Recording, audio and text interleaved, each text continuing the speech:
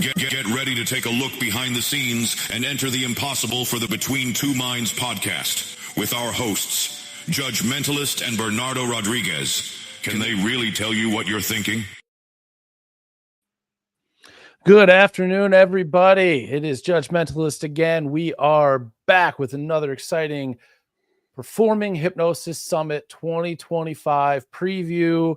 Today, I am honored to be joined by a legend in the industry, the Trance Master, John Cerbone. Good afternoon, John. How are you?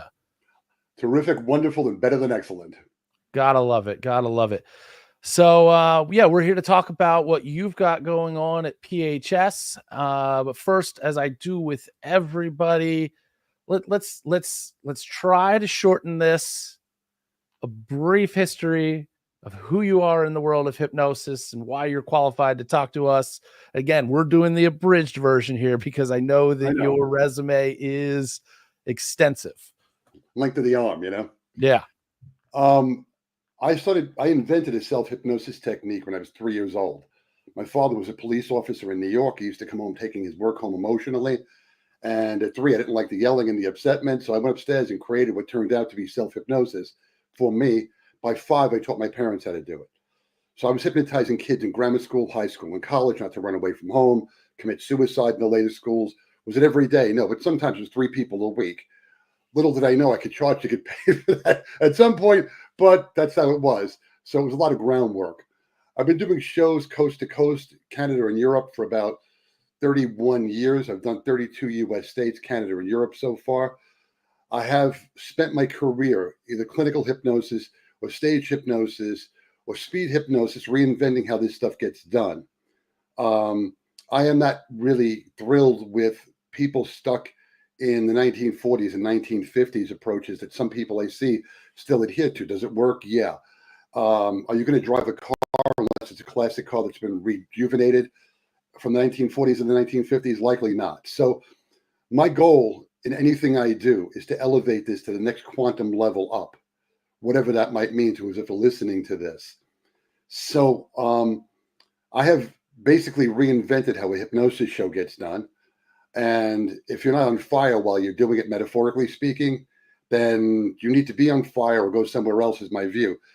There are a lot of people going through the motions with this stuff, and it becomes lackluster. And it's the same show everybody else is doing. And each of us is blessed with a talent within us to do something different, to express our own uniqueness and different individuality. So in my clinical career, I've written 4 best-selling books, 3 script books, and 1 book on how to make hypnosis suggestions stick and work better. I checked the stats last night because I knew this was coming up today. I've invented and created, whatever you want to call it, 137 speed inductions that work that fast if they're done properly. With derivatives, probably closer to 150 if you start looking at version A, B, and C. I've written numerous verbal inductions to hypnotize people. And with the shows, I've constantly pushed myself to go as wild in this show, appropriate, not R-rated, X-rated, but energy-wise, to push myself up to a higher, greater level. The first rock concert I ever saw when I was 14 was this kid across the street's brother worked in a college radio station. And I walked into a Black Sabbath concert, not knowing their music back then or anything else. And I saw the energy level of performance out there. And since then, I've seen Van Halen and the Rolling Stones and the Who and whoever else has been on stage, everybody from Genesis to, other groups that pop into my head, left Peter Frampton just before he hit when I was a kid, Rod Stewart. You got to go out there and rip your show up like a rock star. So there are 2 conferences I'm teaching pre and post conference. One I'm calling, just to change the name a little bit, Supersonic Inductions. And that's, if you're not doing speed inductions and you get called into a Rotary Club, a Kiwanis, an Elks, a Moose, a Masons, and Knights of Columbus, whatever they might be, and they give you 7 minutes or 6 minutes or 5 minutes to do your presentation, and they want to see somebody hypnotized, you can't do 25-minute inductions. Right, yeah. You got to get in there and bang it, hit it hard, drop them, get some phenomena going. I was at a hypnosis conference that was in Texas one time, and the host, the owner of the conference, walked in, gave me the 5-minute hand signal. I said, good, 5 more people. Because I'm demonstrating, going slowly, I was on Good Day Philadelphia years ago, and there was the staff there was 2 women and 1 man as the hosts of the show. And I was supposed to hypnotize them, and they chickened out. So they give me two very nervous college interns, and I figure I'll go slow. And it's all digital on television. Everything is numbers, and they're running down time and whatever it is. One was 3.5 seconds, and the faster one was 3 seconds because I went slowly. And it freaked out the anchor man, and he took me out to breakfast. So it's a morning program on Fox. But the point is that at this point, I eat and breathe and sleep hypnosis so much that I'm constantly inventing stuff. A couple of weeks ago, I invented an induction at an ice cream place that they have burgers. It's been there for 54 years, this place in New Jersey. And I went to get a burger, and I was getting some ice cream there. I figured, let me get some ice cream with some people, whatever. And I had a $20 bill in my hand. And the young lady behind the counter just fixated. I was moving my fingers just gently like this, not even thinking. Actually, it was my left hand. Not even thinking, left and right, left and right. All of a sudden, she just glazed over and froze. And I went, oh, there's another one. Yeah, there you go. So it's how these things pop up and out of me. So people say to me, if it's a Performing Hypnosis Summit, which it is, and I'm doing a show, how are speed inductions vital to doing a show? Well, for starters, I've given up doing lengthy verbal inductions to hypnotize the crowd. I've invented speed inductions for putting out an entire group of people. It could be 5 people. It could be 40 people. I think the largest group I've ever had at once volunteering for a show was 48 people, and I put them out really fast. What about doing demonstrations of speed induction? Hypnosis show is a funny thing. We have to come out larger than life, lots and lots of noise, screaming, jumping around. Then we have to drop it down when we get them hypnotized. And then we got to bring it back up again to get them cheering, screaming, stamping their feet. When I do a show, my goal is to get the audience as exhausted as the volunteers. I want to be exhausted. I want to be drained. I once put on a Fitbit, which is on this desk someplace, probably a knockoff Fitbit, actually, somebody gave me. And I don't know if it's accurate what this thing read that night. I put on one of these things just to see how many miles I walked in a show in a high school in New Jersey, because I was always wondering, why is my butt, why are my legs so sore? Why is my butt, all the muscles always raw from running? 17.5 miles walking back and forth on that stage. Woo! I don't know how that happened, but it said 17.5. I was looking like, did I reset this thing? I know I did. It was 0-0 when I reset it. But the bottom line is that you've got to bring like Mick Jagger in his prime to the stage. That's what people see. If you think about the venues that are super packed for shows, it's normally big rock bands or maybe rap these days too, that are packing stadiums. And if you're looking to do larger shows, which I always am, I have no problem doing small shows. I've certainly done shows in an apartment where it was, the old expression, so small, you have to go outside to change your mind. It was tiny, Yeah. And you're stepping over the equipment and trying to not trip over people's feet. Little kids are running by your knees, and that kind of thing. I've had 4 people in chairs or 3 people in chairs. I've done those. But you've got to bring something to it where my deceased mother used to say to me all the time, going into a strange show environment, there's going to become a point when before you go out there, you throw the switch. And once you throw that performance switch, magic happens. No matter what it is, you'll handle it. I've done shows in pouring rainstorms. When the rain starts, it's an outdoor show. I've done shows where the temperature drops from the 50s down to the low 30s, high 20s Fahrenheit, in case it's an international audience. And my fingers are frozen half open and half closed. I have to put gloves on to hold a microphone. And I'm telling the kids are in long sleeve T-shirts, and I'm like, it's like equator hot. It's like Africa hot. It's like South America hot. Just fan yourself. And it's snowing, and then I say wide awake and they run for hot chocolate and coats, but I let nothing stand in my way. And the push that I'm focused on for the Performing Hypnosis Summit is the supersonic inductions class, because in every show I do some speed inductions, because with the crowd roaring and going berserk at the beginning and I got to bring them down, now they're coming down a little bit. And I want some quiet and I want some wow factor. So boom, boom, boom, boom. I'll drop 2 to 4 people at the beginning of a show. And I've had some hypnotists I've seen online. Well, why does he do that? I'm explaining it right now. I want the audience wow to a point of quiet for a few minutes so I can get them hypnotized. At the beginning of each show, this means shh, shh, shh, shh, which means in Staten Island where I live, shut the hell up, shut the heck up, depending upon where I am. And I'll point at the audience. I said, but where we are around here, it just means shh, shh, shh. And no matter where I am, they all say, I said, so what does that mean? And they go, shut the hell up. And the audience laughs at themselves, and we have a laugh, and they calm down. Then I drop them all really quick, and I do a very short deepener. No more than 5 minutes usually.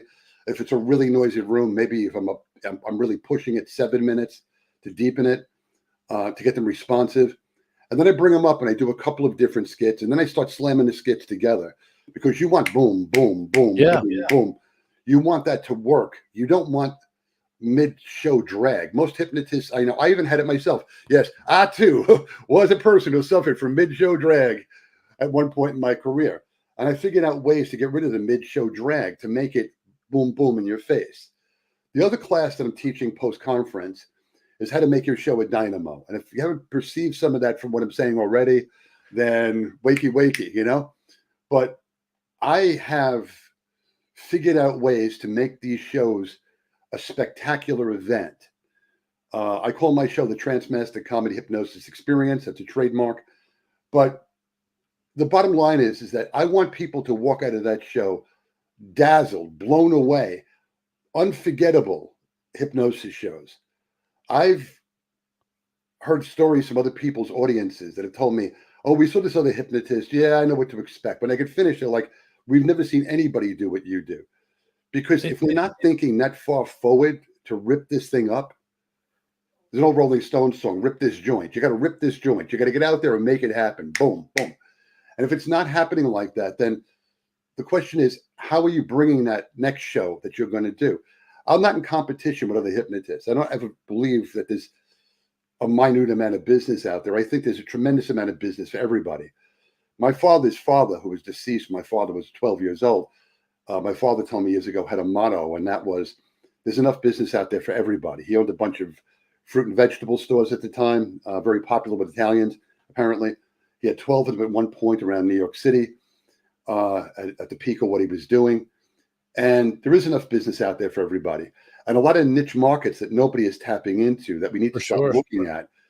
But on top of all of that, the idea is to make the show something where when you go home at the end of that show, you want to know you did the best possible show experience that you could bring to the table that is going to wow you. For example, I'm on a campaign now to push my limits. About a month ago at this point, I guess, back in the past 5 weeks, 4 weeks, I don't know, I was contacted by a factory in New Jersey where it was 98% Spanish speaking only. And I had a show at 1 o'clock, I think it was, and the other one was 10 o'clock. So I had to drive back and forth because people are saying, "I'll go walk around in a mall." Yeah, for like 7 hours. No, I'm not doing 7 hours. Yeah, exactly. Go rent a motel room. It's like 45 minutes from here. I'll just drive back and forth. I did both shows to a translator, and I ripped it up because I don't let anything stand in the way of what I'm doing. I did a show one time in a school on the New Jersey-Pennsylvania border. It was outdoors. It was for a Relay for Life, some night event. And they said to me, you need to really wrap this up about midnight. I said, why? They said, you'll see. It was an outdoor field. There was houses behind the outdoor field across the street. And I think I ran it to 12:02 or something. And I heard sirens off in the distance. And the teacher comes over and says, you know what those sirens are for? I said, what? You?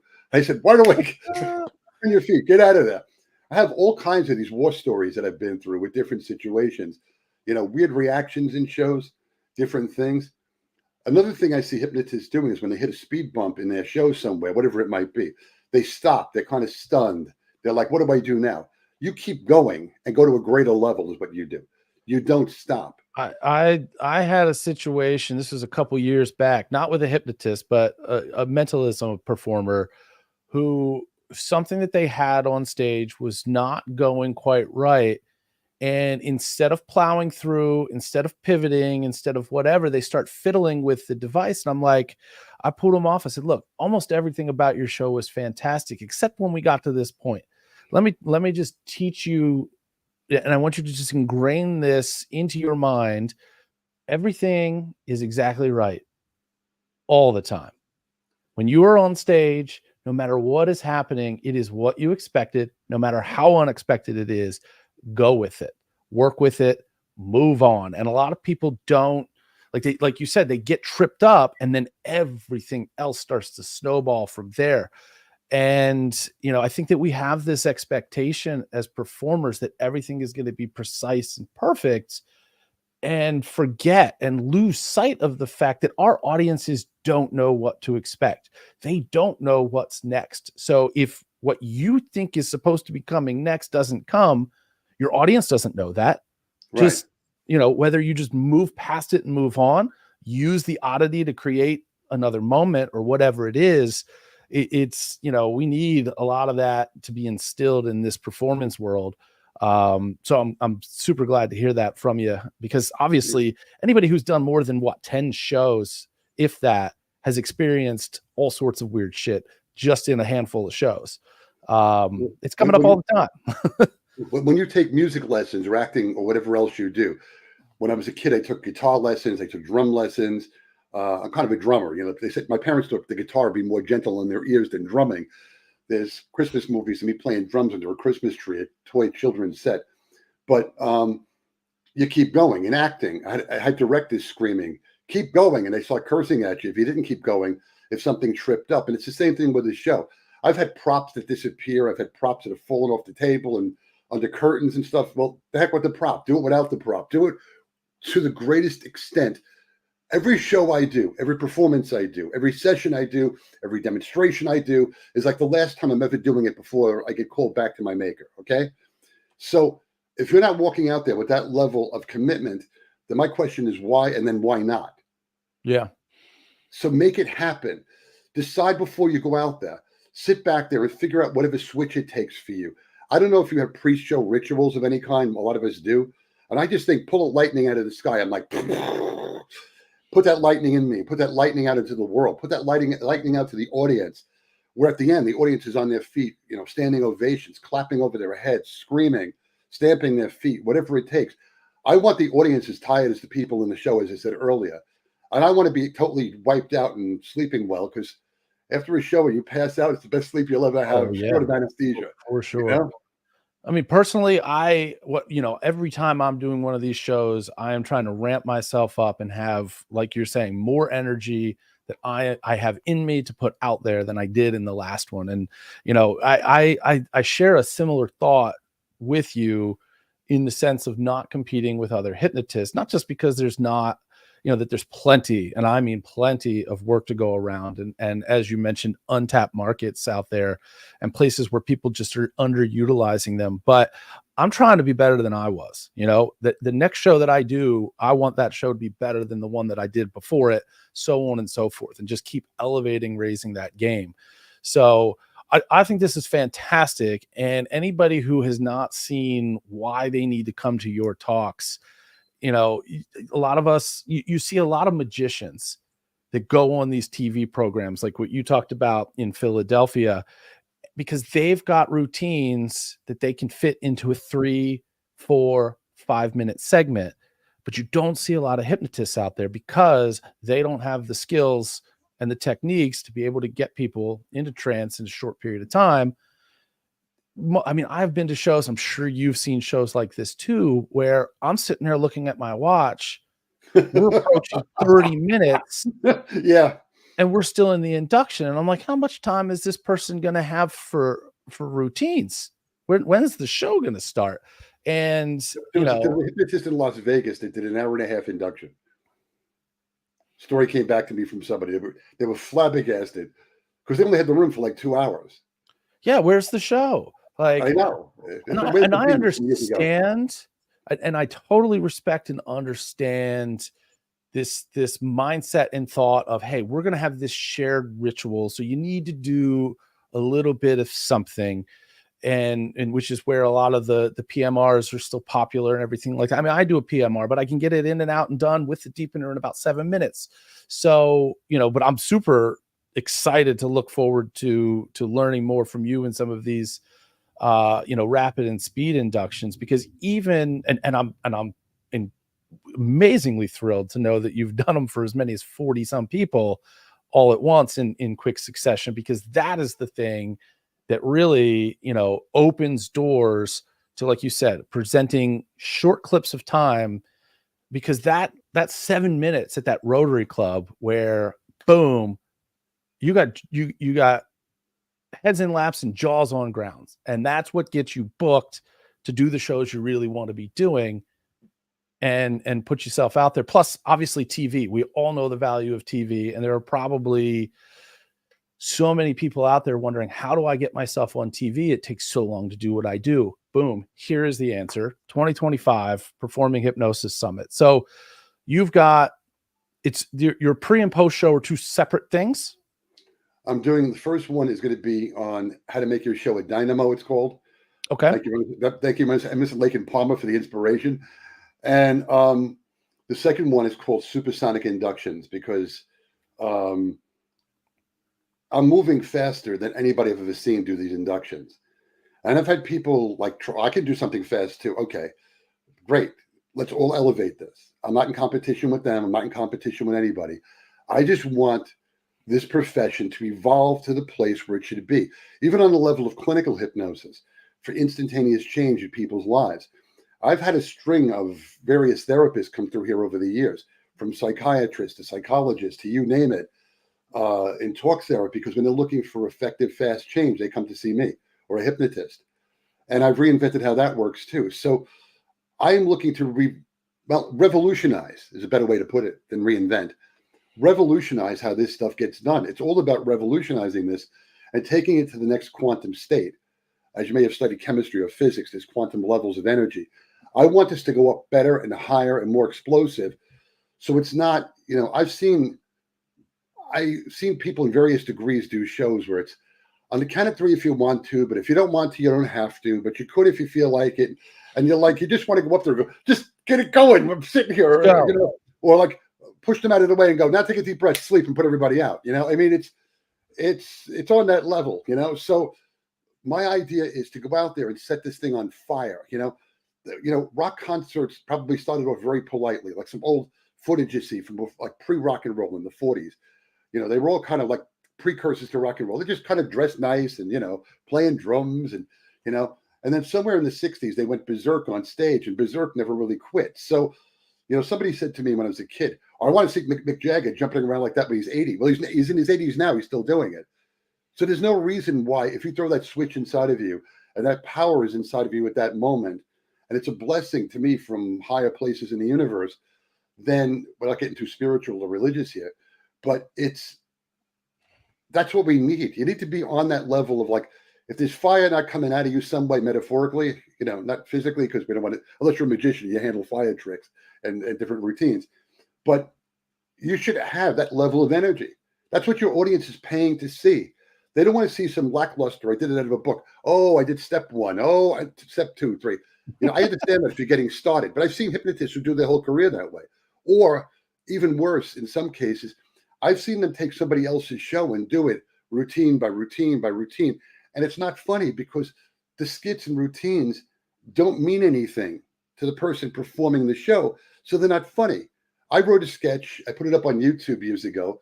And within 5 days, I had people from Australia to England saying, I tried it and it didn't work in my show. What did I do wrong? A, you took from me without asking. B, I have no video footage to see what you did wrong. So C, I burned my Ouija board up in a fire like 50 years ago. I mean, I don't know how to Ouija board, but the bottom line is, how am I supposed to know what you did wrong when you're taking things from me without asking, which puts me at an emotional distance to begin with. And then it's not working because it doesn't mean anything to you. It has to have some value to the person performing it. Otherwise, don't do it. That puts your energy on the show, on the routine, on the people in your show. Yeah, I mean, you got to be invested in it. You got to feel it. It's got to be you. I mean, you can, like you said, you can clone somebody, but you're just going to be a shell of that person. And I think for a lot of people starting out, it's a great way to start and get your sea legs. I started that way, emulating my trainer's shows to a large extent. But the moment that I had that comfort level, it's time to start adding, changing, recreating and everything like that. So look, Performing Hypnosis Summit 2025, Las Vegas, Nevada. This here, you might not be ready for it, but your kids are going to love it. That's from the great Marty McFly. Absolutely. This is going to elevate your show And everybody needs to be there, because that is exactly what we should be doing. That is exactly what the purpose of the Performing Hypnosis Summit is, year in and year out. Everybody just raise it up together. Let's get that energy going. Before we roll out of here, John, any last words for everybody? All I can say is I'm bringing my brightest and my best to what I'm doing. I'm going to pour my heart and soul into the teaching that I'm doing out there. If you want a commitment from a teacher or a trainer, whatever you want to call me, who's going to be pouring everything they have into this. I've been doing shows, 32 years plus at this point, and clinical hypnosis even longer than that, and hypnosis since I'm a child. Like, I don't know, since I'm 3, I don't know anybody else that can bring that level of firepower into what they're doing. Pretty much with the exception of a handful of people. So come see what I have to do. Come see and be a part of the training. One of the things I want you to do is to take all preconceived notions and throw them out the window and take my training. And once you learn how to do what I'm showing you how to do, then what I've done here, and a lot of people are reluctant to teach their stuff this way. I want you to come out and say, I blew minds like I've never done before. I help raise money for a children's charity like they've never seen before. I want to go out and transform some other fundraiser into something nobody's ever seen. I want to get accolades. I did a show a while back out in Nebraska, and there's a line from the last Beatles video they ever shot on top of a roof. And John Lennon says, well, I hope we passed the audition when they were world famous at that point. And I said it to the vice principal. He said to me, as long as you're alive and as long as you're doing this, you're the hypnotist from now on. We've never seen anybody do what you do. That's the kind of stuff you want to hear. Of Not course. for ego purposes, but to get out there and make that transformation and make it where you become the person who's the quoted deceased friend, an obvious expert in what you're doing, that you're the only real option at that point. And there's plenty of business to go around. So go out there and make it happen. Absolutely. Thank you so much. Again, John Cerbone, the Trance Master. You are absolutely going to elevate your game being at PHS 2025. Thank you so much. I will see you in Las Vegas. Thank you for tuning in to the Between Two Minds Behind the Scenes podcast. Be sure to follow us on social media under Between Two Minds with the number 2 instead of TWO, or under Enter the Impossible. Thank you, and we hope to see you back for the next episode.